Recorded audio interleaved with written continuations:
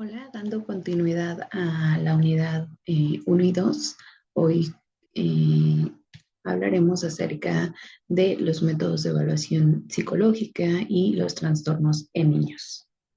Como recordarás, estamos abordando el tema de psicodiagnóstico infantil. Dentro de estas siguientes dos unidades, lo que hablaremos será precisamente pues, de los métodos de evaluación en psicología, instrumentos de evaluación, entrevistas, cuestionarios, pruebas estandarizadas, el diagnóstico infantil, observaciones directas y técnicas proyectivas, integración de datos cualitativos y cuantitativos, y lo que respecta a los trastornos psicológicos en niños, trastorno del estado de ánimo, depresión y ansiedad, trastorno de TDA y conductas desafiantes, trastorno del espectro autista y evaluación diferencial de trastornos infantiles. Eso es lo que corresponde a esta siguiente unidad, por lo que iremos abordando este tema de manera detallada acerca de estos temas. En este sentido, como recordarás, hablábamos precisamente del psicodiagnóstico, de la importancia que tiene, de los elementos con los que se debe contar para poder elaborar un psicodiagnóstico infantil. Y bueno, pues precisamente dentro de estos primeros elementos, dentro de los métodos de evaluación en psicología, pues precisamente tiene que ver con la evaluación psicológica, donde pues precisamente, ¿qué es esta parte de la evaluación psicológica? Pues no es otra cosa que un sistema para recopilar información sobre el funcionamiento emocional, conductual, relacional del niño y cognitivo. Y en este sentido, retomamos nuevamente lo que ya previamente habíamos hablado de em, de esta de estos elementos que contempla la parte biopsicosocial dentro del diagnóstico, ¿no? Y que dentro de nuestro desarrollo, pues existen otros 4 elementos que precisamente combinan con esta parte.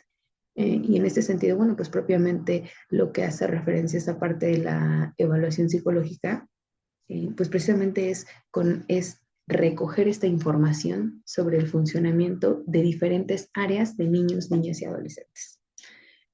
¿Cuál es en el psicodiagnóstico infantil? Pues también es importante mencionar que existen diferentes fuentes de información para poder lograr una comprensión integral, ¿no? Lo que mencionábamos, pues precisamente que no es de manera aislada, no es un proceso en el que solamente tengamos que recoger información del niño, dado que, por ejemplo, si trabajáramos con niños pequeñitos que aún les cuesta un poco, tienen dificultades en el lenguaje, bueno, pues nos daríamos, no tendríamos que utilizar otras herramientas precisamente y hacer uso de otras personas que están a su alrededor precisamente para poder obtener esta información, que de alguna manera pues es muy, muy viable.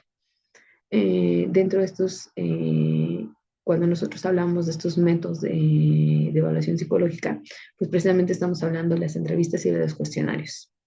Y estos instrumentos que van a hacer, van a ayudarnos a explorar el motivo de consulta, la historia de desarrollo, el contexto familiar, escolar y herramientas, por supuesto, para la formulación de hipótesis que nos ayuden en la parte diagnóstico y, por supuesto, a tomar decisiones adecuadas y que nos ayuden a argumentar el por qué vamos a dar ese tratamiento, ¿no? Esa es la intención de estos métodos de evaluación.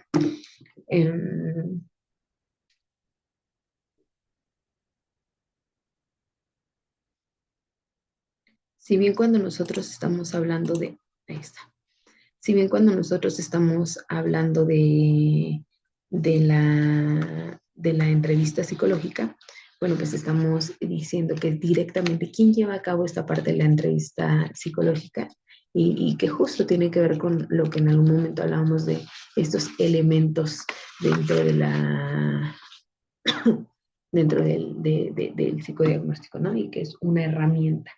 Y aquí precisamente esta entrevista psicológica se hace de manera, es esta interacción de manera directa, donde el psicólogo, el especialista, eh, tendrá esta interacción no solamente con el niño, con la niña, con el adolescente, incluso con sus cuidadores. Eh, Solamente como por mencionar un poco acerca de esta parte de las entrevistas, existen diferentes tipos. Tenemos el tipo donde no es estructurada, donde es de una manera mucho más abierta, es adaptada a la dinámica del caso, es entender un poquito, eh, sí, no es por llamarlo así, pero podría ser un poco espontánea, pero con la intención de seguir recogiendo como toda esta información que sea valuable para la integración del diagnóstico, ¿no? También tenemos lo que es la estructurada, donde pues precisamente dentro de esta estructurada es directamente son preguntas fijas, al cuánto tiempo gateó,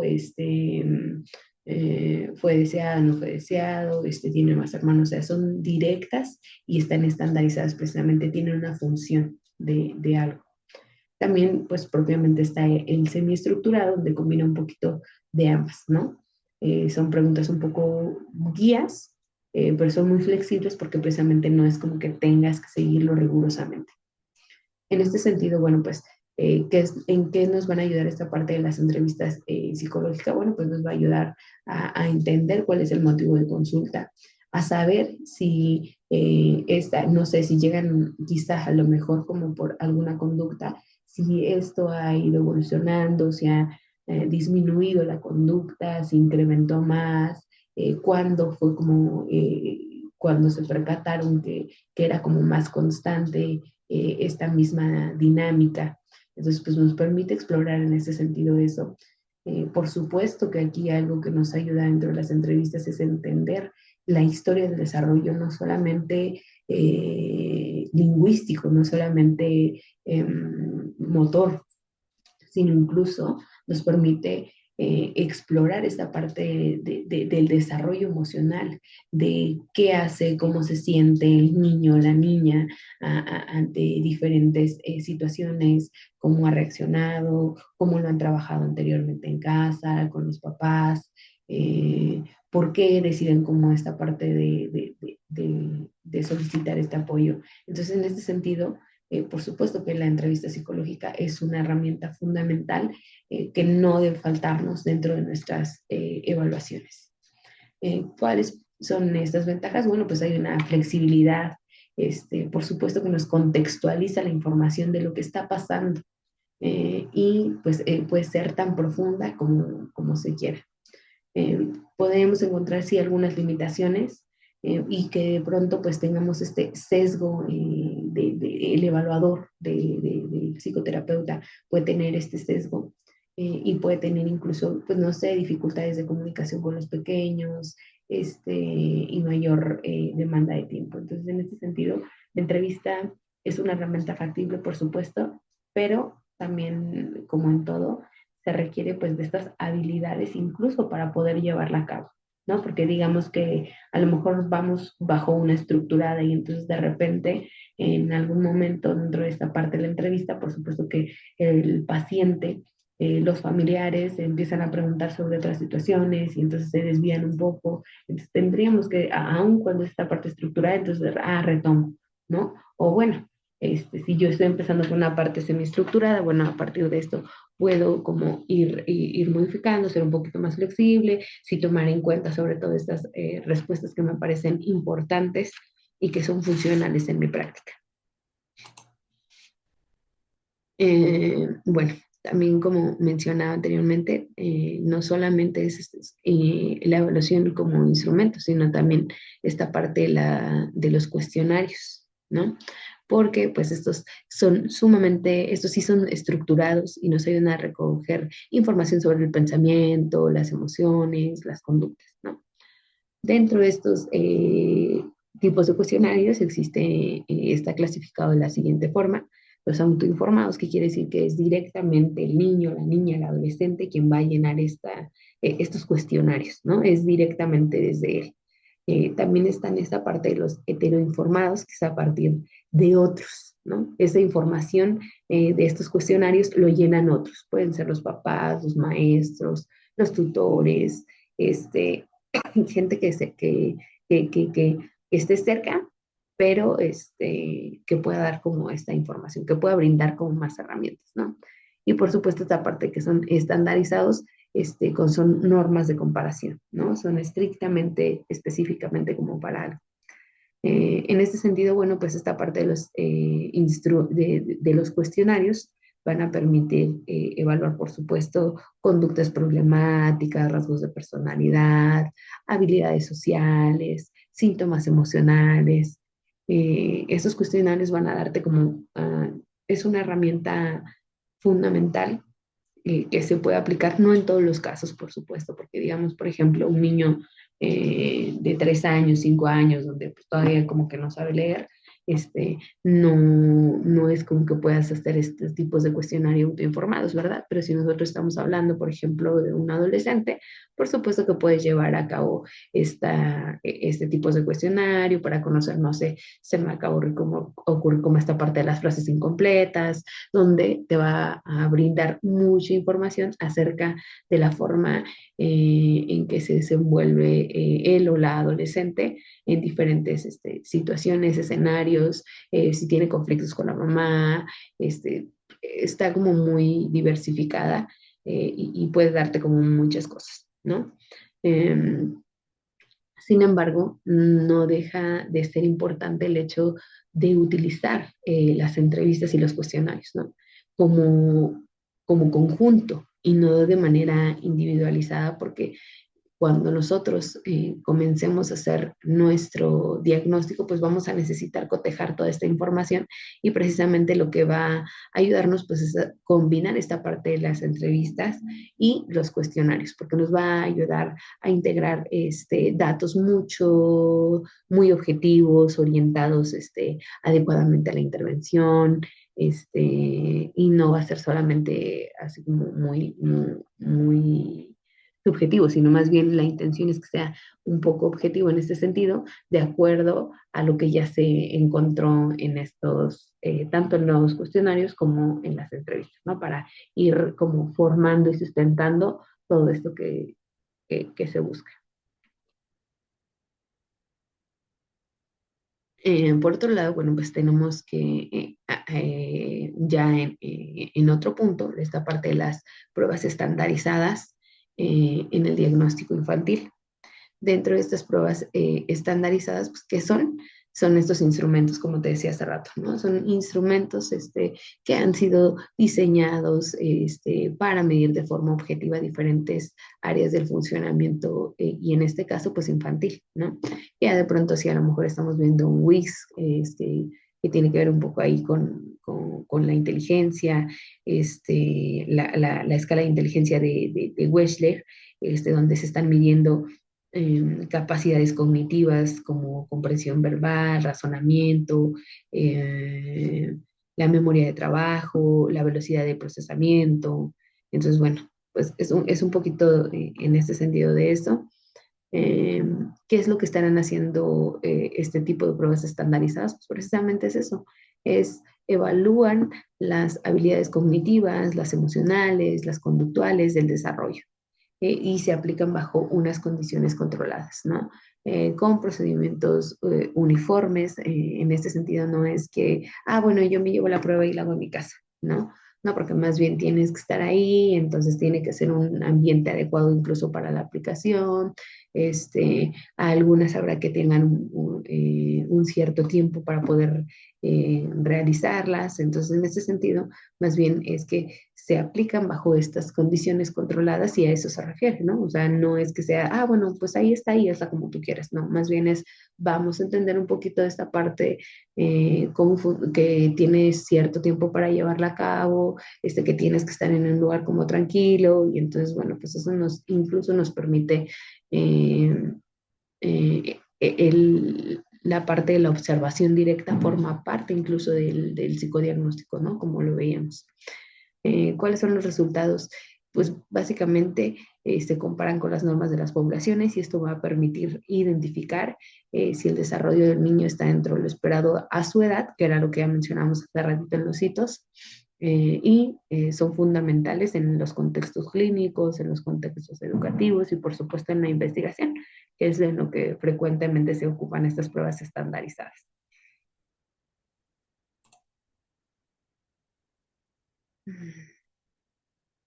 Sí, ahorita ya hablamos de ella. Pues precisamente en esta parte de las pruebas estandarizadas en el diagnóstico infantil, la estandarización es importante, como te decía, no solamente el hecho de fomentar como un ambiente, incluso dar como las instrucciones de manera adecuada y que sepas, que te asegures de que las instrucciones quedaron claras, ¿no? Porque incluso eso podría formar parte de un sesgo dentro de la aplicación de este tipo de pruebas estandarizadas para el psicodiagnóstico.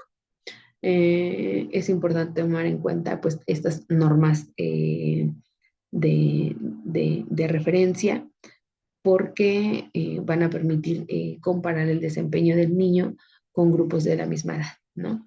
Y por supuesto que también encontramos esta parte de las propiedades psicométricas, donde cuentan con fiabilidad y validez, que es uno de los elementos más importantes para poder realizar y utilizar este tipo de pruebas estandarizadas, ¿no? Que tengan fiabilidad y que sean válidas.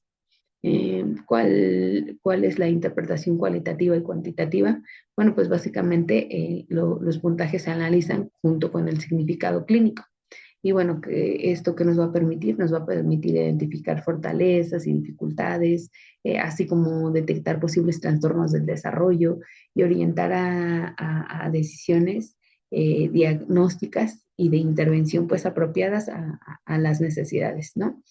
Eh, pues los resultados de las pruebas orientan al profesional a seguir una estrategia de intervención, ya sea educativa, terapéutica, y a poder tomar pues decisiones, e incluso si en algún momento de poder, se requiere de algún otro especialista, bueno, poder realizar estas canalizaciones pertinentes, ¿no? Y dentro pues de las pruebas de inteligencia, este, estas pruebas están diseñadas pues, precisamente para medir habilidades cognitivas generales. Dentro de estas pruebas de inteligencia podemos encontrar la escala de inteligencia de Wechsler para niños, que precisamente es esta WIS, eh, que mide las capacidades cognitivas como la comprensión verbal, el razonamiento perceptivo, la memoria y el trabajo, la velocidad en el procesamiento de las actividades. Y bueno, pues básicamente es lo que con la escala de inteligencia de Wechsler para niños. También encontramos por ahí la de Stanford Binet, donde esta evalúa factores cognitivos como su conocimiento, su razonamiento, este, ya sea cuantitativo, y la memoria de trabajo, donde se utiliza para evaluar posibles discrepancias en el desarrollo intelectivo de los niños, ¿no? Y por otro lado, pues también tenemos esta parte de las pruebas de atención y de funciones ejecutivas, donde pues son estas pruebas, este, mm, donde son estas pruebas que se utilizan pues precisamente para evaluar las funciones cognitivas más puntuales, como este,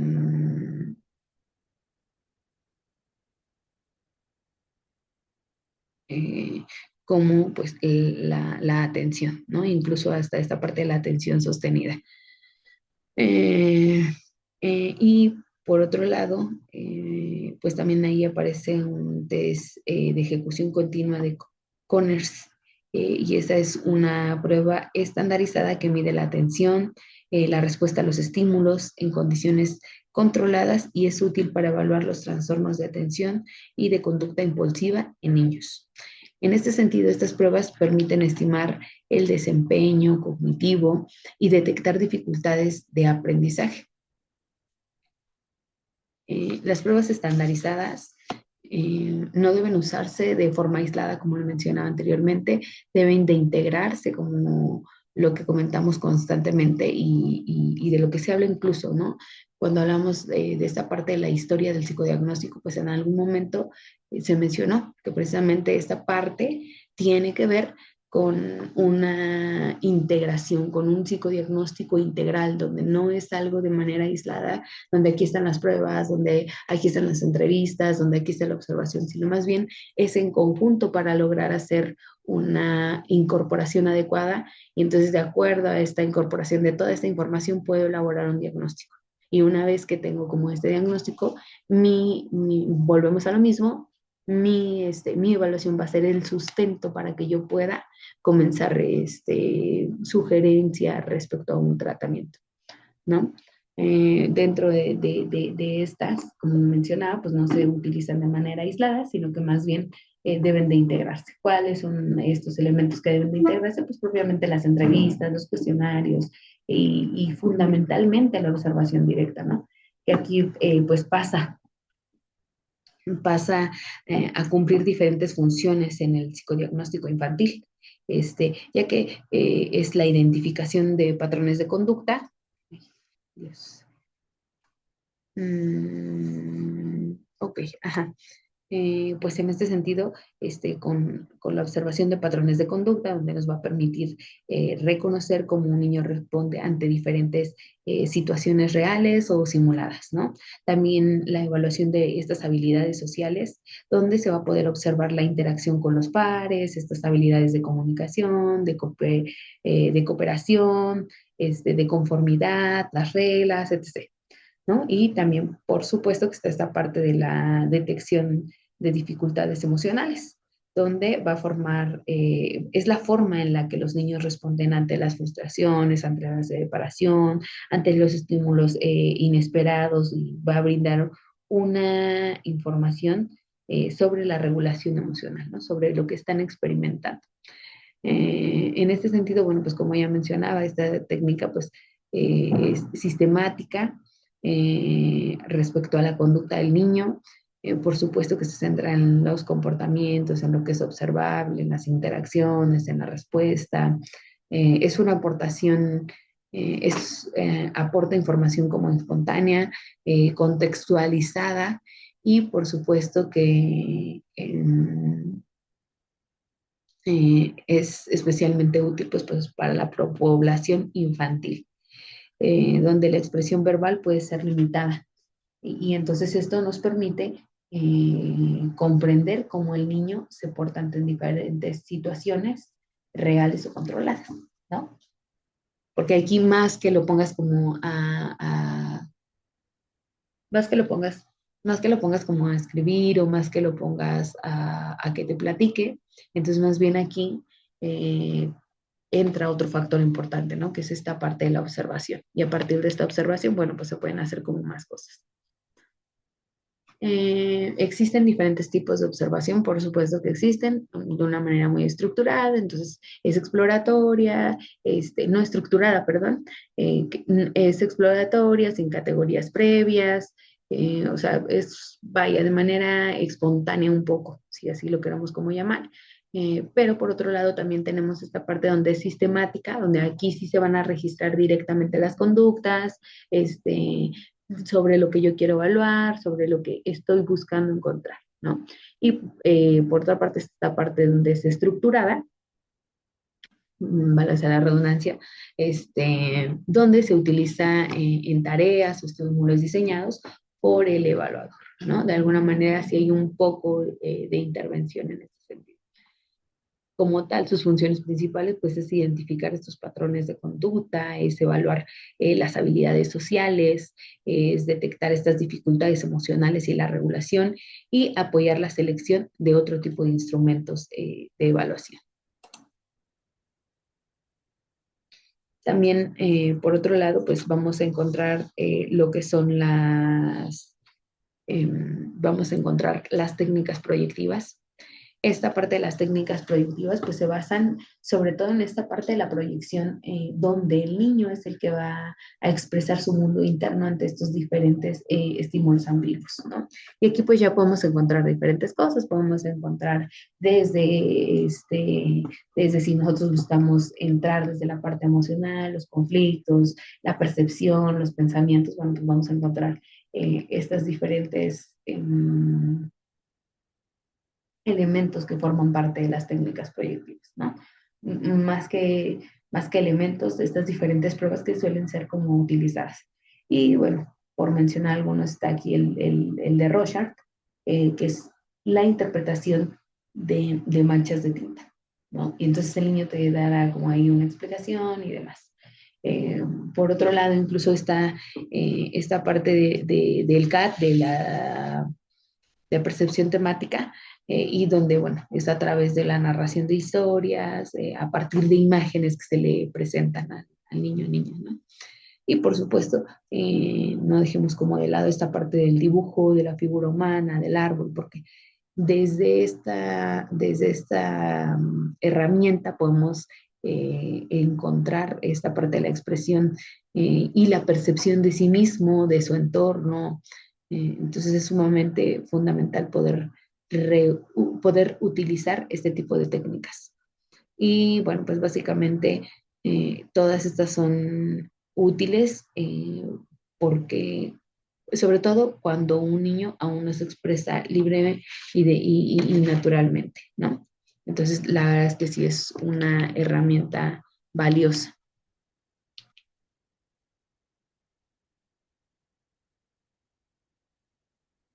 Ay, Dios.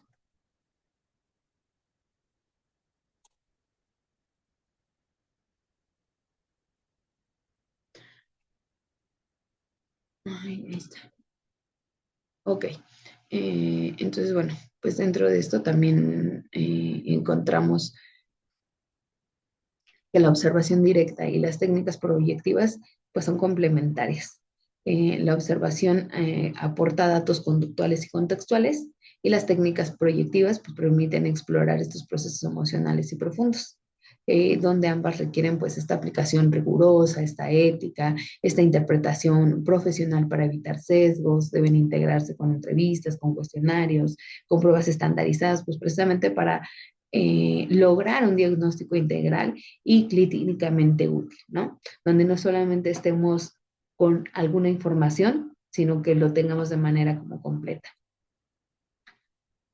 Dentro de la integración, ya hablando de otro tema, pues estaremos abordando esta parte de la integración de estos datos cualitativos y estos datos cuantitativos y qué tiene que ver con esto, con la evaluación psicológica y la integración de datos. Bueno, pues por supuesto que tiene relación. Y en este sentido, pues la evaluación psicológica infantil requiere un enfoque multimodal debido a la complejidad en el desarrollo del niño, ¿no? No podemos basarnos exclusivamente solo en cuestionarios o solo en una entrevista, ¿no? Sino que buscar más herramientas que puedan ayudarnos a completar esta parte del diagnóstico.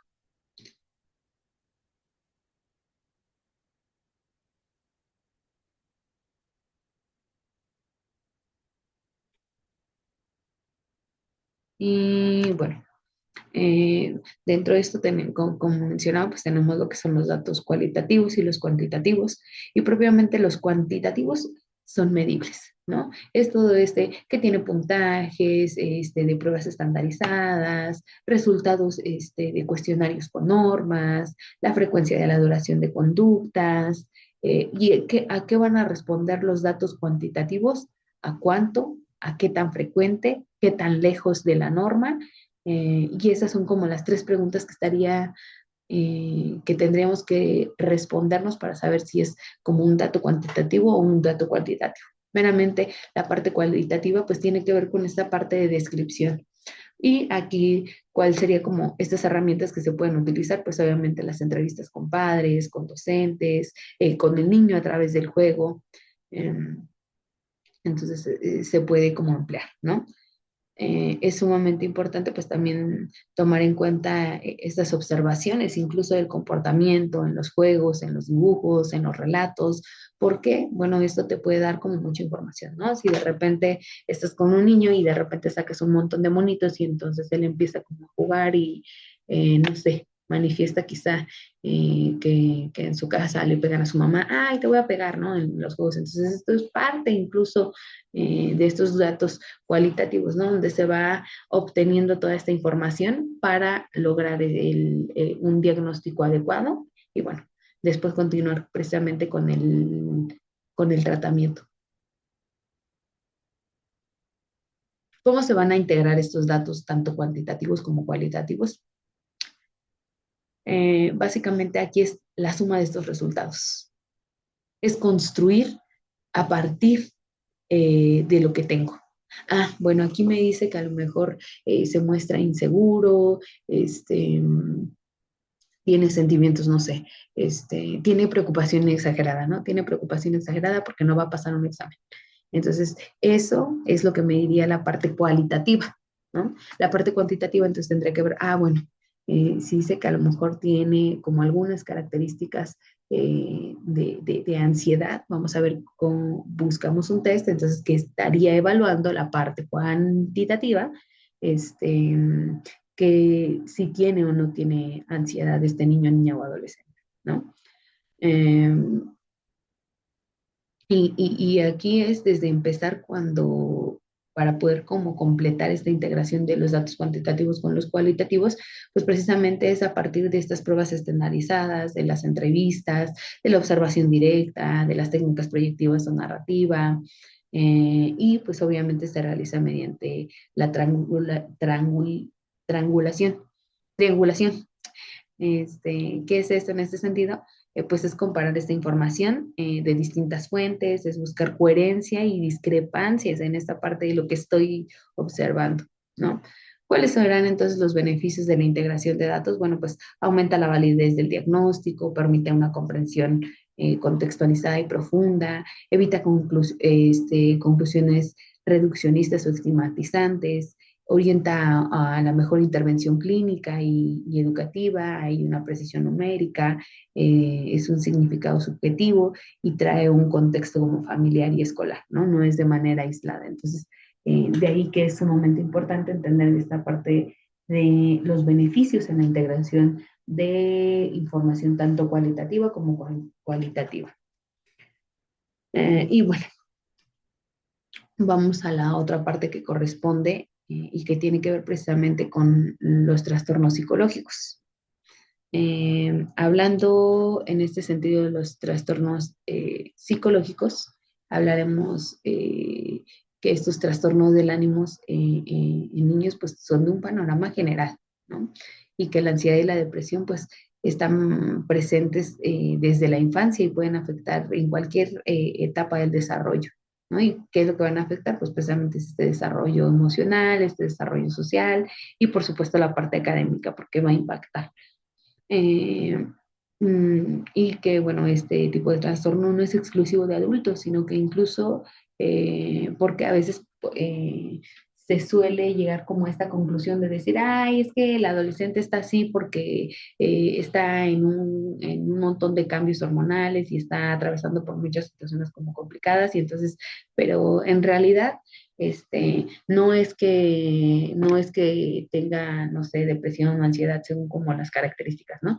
Más bien es que esto es de adultos. Y no, la realidad es que hoy por hoy, pues muchos niños, niñas y adolescentes están, según unas estadísticas, ahora que recuerdo, unas estadísticas que se hizo en el CONASAMA, acudieron a cerca de 303,000 personas a este sistema de salud para atención. Dentro de cuáles fueron las enfermedades que más prevalecieron en estas atenciones, bueno, pues precisamente fue la ansiedad y la depresión.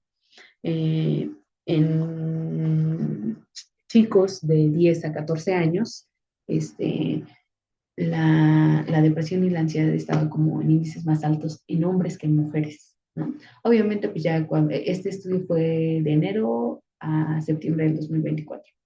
Entonces, en este sentido, pues bueno, ya va cambiando un poco la dinámica, por ejemplo, cuando hablamos de mujeres de 30 a 49 años, ¿no? Y ahí es donde las estadísticas en este estudio que te comparto están más altas las mujeres. Bueno, pues ya tendrá que ver como con muchas cosas de su desarrollo, de sus habilidades, de su contexto, que es la razón por la que llega como a influir, ¿no?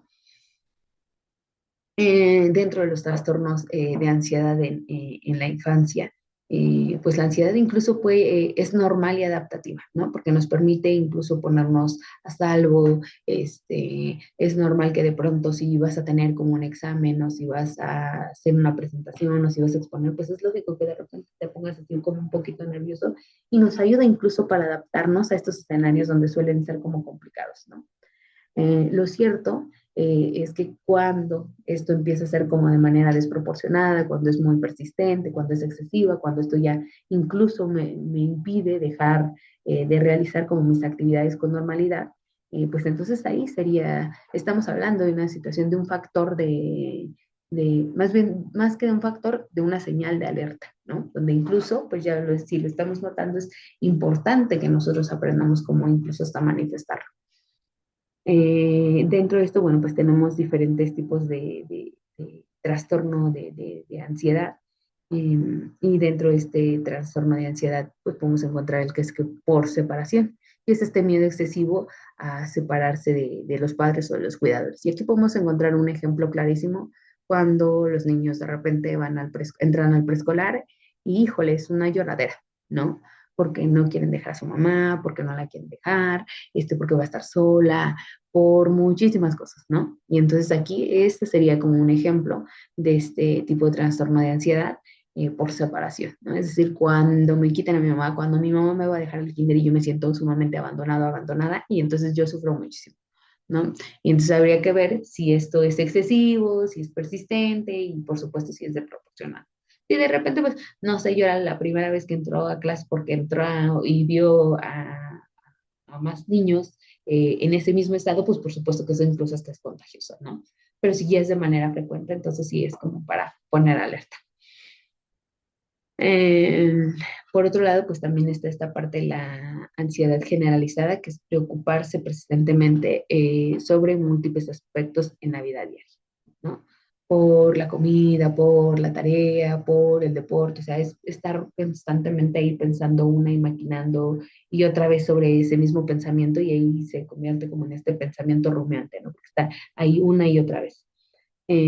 También encontramos pues, precisamente las fobias específicas y es un miedo intenso y desproporcionado, por supuesto, hacia un objeto, hacia una situación y es donde de repente incluso en esta parte de los niños podemos encontrar como estas fobias, no sé, que de repente le tienen muchísimo miedo a la oscuridad o muchísimo miedo a, a las alturas, y bueno, ¿no? Ahí está como clarísimo esta parte.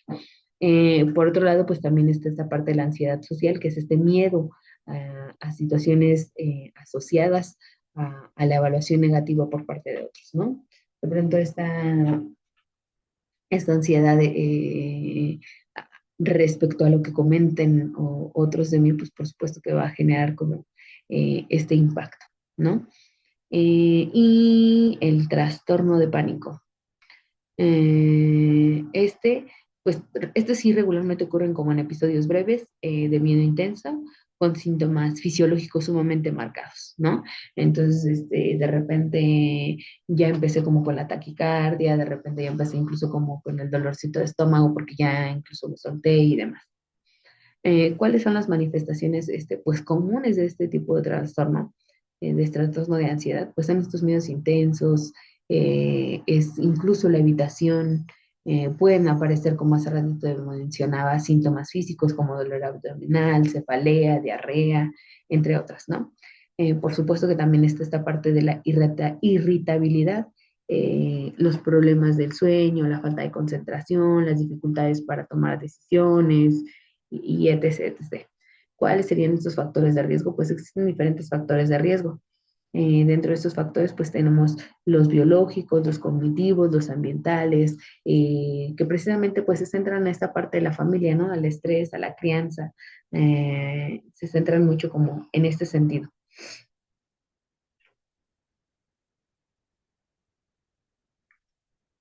Ay, caray. Bueno, pues también este trastorno, también encontramos la depresión infantil.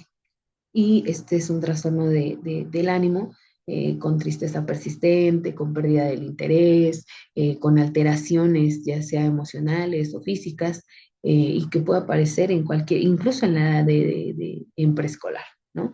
¿Cuáles son los factores asociados? Bueno, pues puede haber una predisposición genética, puede ser por experiencias adversas, o incluso por los estilos de crianza poco afectivos o muy críticos, ¿no? Y aquí es donde cobra un poquito de relevancia lo que ya habíamos visto como en la unidad pasada, ¿no? La importancia que tiene el desarrollo, la integración, eh, donde todo esto, pues si tú lo vas como atrapando, vas a obtener un, un diagnóstico como muy adecuado de acuerdo a estas necesidades que tú estás observando, ¿no? E incluso, por ejemplo, en esta parte donde dice que se eh, está, esta tristeza, se presenta con irritabilidad constante, cambios del apetito, hay una baja autoestima y hay culpa, hay aislamiento social y bajo rendimiento escolar. Entonces, en este sentido, incluso es importante poder identificar qué está pasando, ¿no? ¿Qué está pasando en estos escenarios?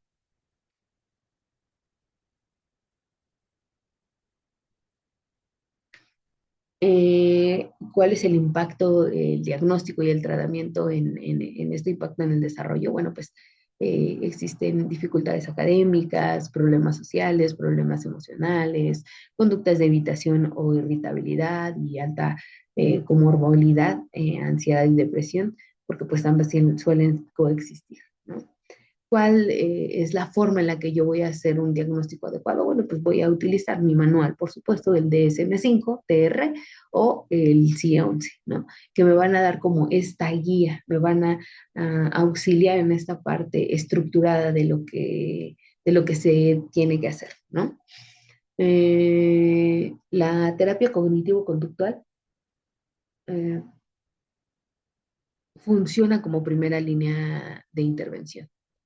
Sin embargo, es sumamente que se trabaje con una intervención en la familia, y en casos necesarios, incluso con la medicación, ¿no? En este caso para los niños, niñas o adolescentes. Y por supuesto que esta detección temprana pues previene problemas crónicos y favorece el bienestar infantil. Por otro lado, también podemos encontrar esta parte de los trastornos de la conducta en la infancia, lo que es el TDA. Y bueno, pues son estos trastornos de conducta que implican patrones persistentes de comportamiento, que interfieren en el desarrollo social y académico y emocional del niño. Y este es uno de los trastornos del neurodesarrollo más frecuentes en la infancia, ¿no? ¿Por qué se caracteriza? ¿Cuál es su patrón en cuanto a esta característica? Bueno, pues básicamente es esta inatención, esta hiperactividad, esta impulsividad. Incluso los síntomas aparecen antes de los 12 años y se manifiestan en más de un contexto, ¿no? En el hogar, en la escuela, en el entorno social. No se trata aquí de una inquietud normal, sino de conductas persistentes que están afectando incluso el funcionamiento del niño o de la niña.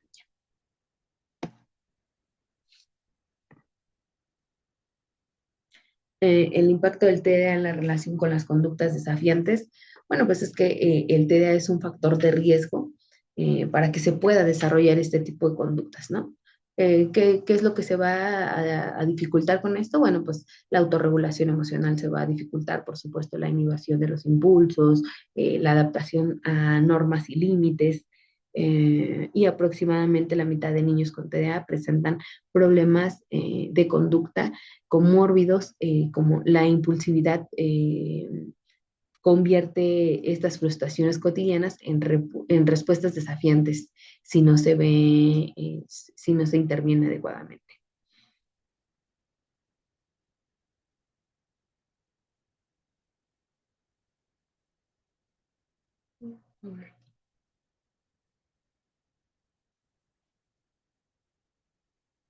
Ajá. Aquí estamos. Ok, sí. Dentro de estas conductas desafiantes, esta parte de la definición y los factores asociados, pues son estas conductas desafiantes y son patrones repetitivos, como negarse a cumplir algunas instrucciones, discusiones frecuentes con adultos, y esto pues precisamente lo podemos incluso llegar a encontrar de manera más frecuente en adolescentes, ¿no? La desobediencia deliberada, esa hostilidad, la provocación, eh, y son clínicamente relevantes cuando persisten por más de 6 meses, cuando aparecen en múltiples contextos, es decir, no solamente me ocurre en la escuela, también me ocurre en mi casa. Y me ocurre fuera de la casa con mis amigos, o sea, me está de alguna manera perjudicando en mis relaciones, ¿no? ¿Cuáles son estos factores que pueden influir en la aparición? Pues esto es déficit de autorregulación emocional, una retroalimentación negativa constante, dificultades en las habilidades sociales, no solo en la parte del desarrollo, sino, son, sino que son intensas, ¿no? Ellos. Eh, ¿Qué hacer en esta parte de la evaluación y la intervención integral? Bueno, pues la evaluación, como te decía desde un inicio, ¿no? Debe ser multidimensional, donde se van a utilizar entrevistas con padres, con docentes, con el niño, escalas estandarizadas y observar de manera directa el análisis del impacto que esto tiene, ¿no? ¿Cuál es la intervención que incluye? Bueno, pues propiamente eh, la psicoeducación familiar, por supuesto, entrenamiento en habilidades sociales y de autorregulación. ¿Por qué? Porque de pronto en este sentido, pues cuando se encuentran como en estas conductas desafiantes, como adultos suelen creer o entender que lo hacen con toda la intención de hacerlo molestar, ¿no? Y entonces aquí más bien es donde entra esta parte de la psicoeducación, donde se le explica a los y las responsables de cuidados lo que está pasando, ¿no? Y que no es algo que ellos abiertamente quieran hacer como con toda esa intención, sino que también como que trae toda una historia detrás de ello.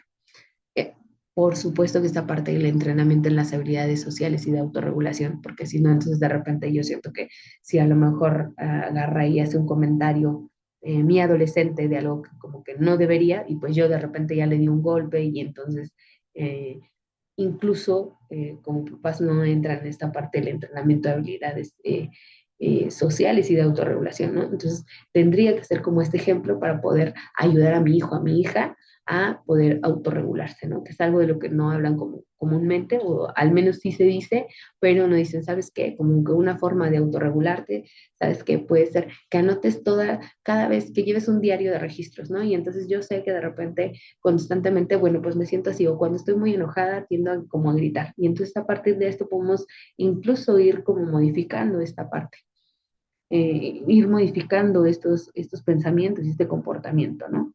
A través como de esta reestructuración, de este ser consciente de lo que estoy haciendo. Eh, por otro lado, pues esas estrategias conductuales, que son estos refuerzos positivos, con que hay normas claras y no sin antes mencionar pues la parte de la coordinación con la escuela.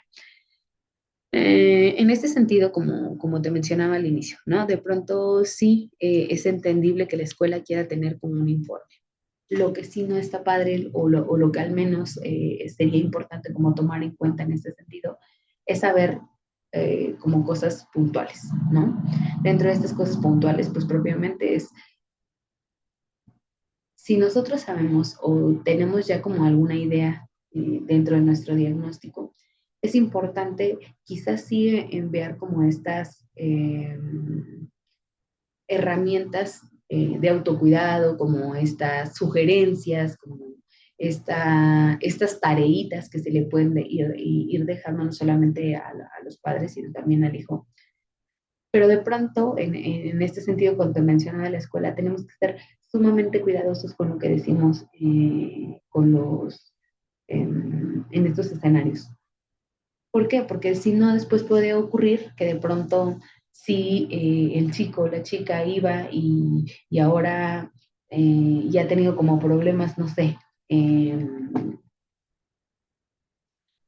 con los maestros y demás, y ahora, si así a veces se atreven, a veces se llega como a cometer ese error de ponerle las etiquetas a alguien, ¿no? Porque yo creo, porque yo he visto, porque medio investigué, sin tener un fundamento, ¿no? Entonces lo que se busca en esta parte de esta coordinación con la escuela es hasta qué punto, porque como te decía, ¿no? Al final, quien va a brindar como esta información, pues son los papás, ¿no? Porque al final el informe tú se lo entregas a los papás porque ellos son, pues sí, ellos son los encargados legalmente del niño o de la niña, ¿no? Y entonces en este sentido, pues precisamente como mencionaba, hay que tener como mucho cuidado eh, con la información que se brinda, cómo se brinda, porque entonces esto refuerza esas etiquetas sociales que se siguen teniendo, ¿no? Ah, es que eres así porque tiene TDA. Ah, es que es así porque tiene trastorno del espectro autista. Entonces, y lejos de ayudar, pues incluso pueden, cuando hablamos, por ejemplo, en el caso de la depresión, incluso lejos de favorecer, pueden perjudicar bastante. Y bueno, pues ya para ir cerrando un poco con este tema, vamos a hablar acerca de los trastornos del espectro autista. ¿Qué es este trastorno del espectro autista?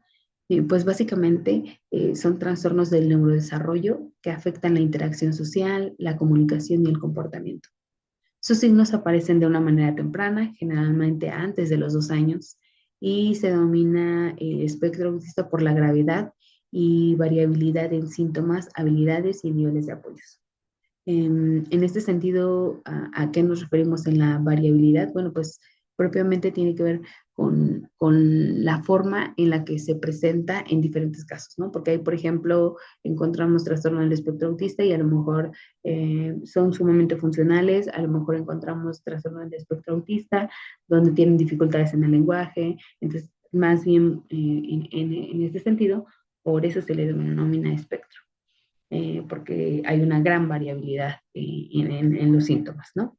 No existe un solo perfil para el trastorno del espectro autista porque cada niño presenta necesidades y fortalezas particulares. ¿Cuáles serán estas características principales del trastorno del espectro autista? Bueno, pues encontramos esta parte de esta interacción social, eh, la comunicación, un contacto visual limitado o inconsciente, dificultad para compartir intereses o estas emociones, problemas para iniciar o mantener conversaciones y una respuesta limitada al nombre y a la comunidad social. ¿Cuáles serán estos comportamientos restrictivos o repetitivos? Bueno, pues son movimientos repetitivos o ecolalia, estar como así constantemente. Hay incluso esta resistencia a cambios y apego a la rutina. O sea, si yo sé que llego a las 8, si yo sé que a las 8 de la mañana me levanto, tengo que hacerlo a las 8 de la mañana, ¿no? Entonces, a esto se refiere a esta resistencia. No puedo cambiar porque entonces eso hoy genera como esta ruptura en mis actividades.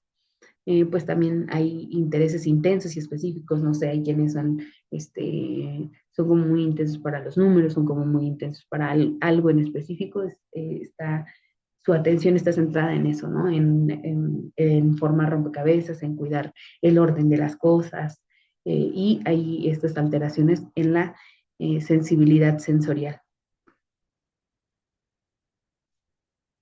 Dentro de este desarrollo diagnóstico y los factores de riesgo, pues los síntomas se observan en los primeros años de vida, como ya lo mencionaba. Por supuesto que hay señales tempranas de retraso en el lenguaje, en la atención conjunta y en el contacto social. En el diagnóstico se pueden realizar de forma confiable alrededor de los 2 años y siempre cuáles serán estos como factores de riesgo. pues si hay como familiares con antecedentes de trastorno del espectro autista, bueno, pues ya este era un factor como de riesgo. Incluso el hecho de que los padres puedan tener a sus hijos en edades avanzadas forma parte de un factor de riesgo. Así como probablemente pues las condiciones genéticas asociadas, un bajo peso al nacer. Entonces, la evaluación en este sentido debe ser multidisciplinaria y conductual. Ya un poco para ir cerrando esta parte del trastorno del espectro autista, existe esta intervención temprana, eh, importancia clínica, ¿no? ¿Qué es esto de la intervención temprana? Bueno, pues lo que se busca es mejorar significativamente el pronóstico, donde se incluyen terapias conductuales y el de desarrollo, donde hay intervenciones de lenguaje, donde hay terapia ocupacional, donde hay apoyo educativo especializado. Y aquí la familia pues será fundamental para esta parte de un diagnóstico temprano que puede favorecer, ¿no? ¿Por qué puede favorecer? Bueno, porque va a mejorar a lo mejor la comunicación, las habilidades sociales, va a reducir conductas problemáticas, va a potenciar las fortalezas del individuo y va a dar mayor adaptación incluso al ámbito ya sea escolar o social.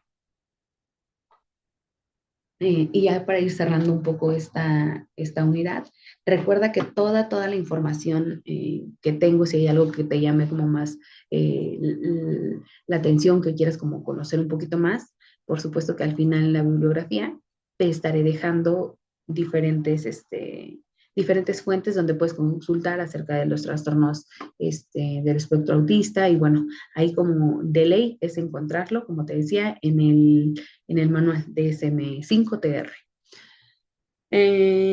Bueno, ya justo en este paréntesis, bueno, pues la evaluación diferencial en los trastornos infantiles es importante entender qué son estos de los trastornos, qué es esto de la evaluación diferencial.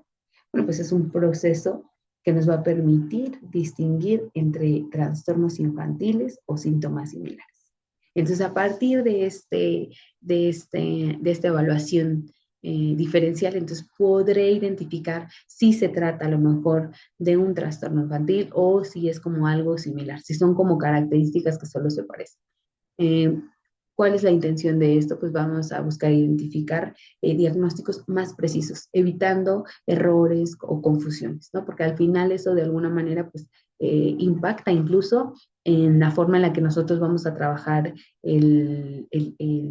a llevar un tratamiento, ¿no? Entonces, por eso es importante que se lleve como a cabo de lo mejor posible para poder evitar que ocurran como estas confusiones o evitar errores y que al final pues yo ya estoy tratando a un paciente que con TEA y en realidad es TDA, ¿no? Entonces por eso es importante que se haga este tipo de evaluación diferencial. Um, ¿Qué es lo que nos va a permitir? Nos va a ayudar a entender, a diferenciar entre trastornos emocionales, entre la depresión, entre la ansiedad, entre trastornos del desarrollo, TEA, TDA, trastornos de la conducta, dificultades en el desarrollo o del contexto. Entonces, esto es lo que nos estará ayudando. Y bueno, pues ya un poquito para cerrar, la evaluación diferencial en los trastornos infantiles, la importancia que tienen pues es evitar estos diagnósticos incorrectos o incompletos que a veces suele como pasar, y llevar orientaciones e intervenciones más eficaces y adecuadas, así como identificar posibles comorbilidades. ¿Y cómo se realiza? Bueno, pues a través de la entrevista con padres, con docentes, con el niño, a través de la observación directa, en los diferentes contextos, con pruebas estandarizadas y cuestionarios, con un análisis del desarrollo y de el entorno familiar y escolar. Y es pues casi de lo que hemos estado hablando como en estas dos unidades, ¿no? De la importancia que tiene poder identificar cuáles son las características propias de estos trastornos, si estamos hablando de trastornos, o si estamos hablando como de otras características, al menos como tenerlo clarísimo, ¿no?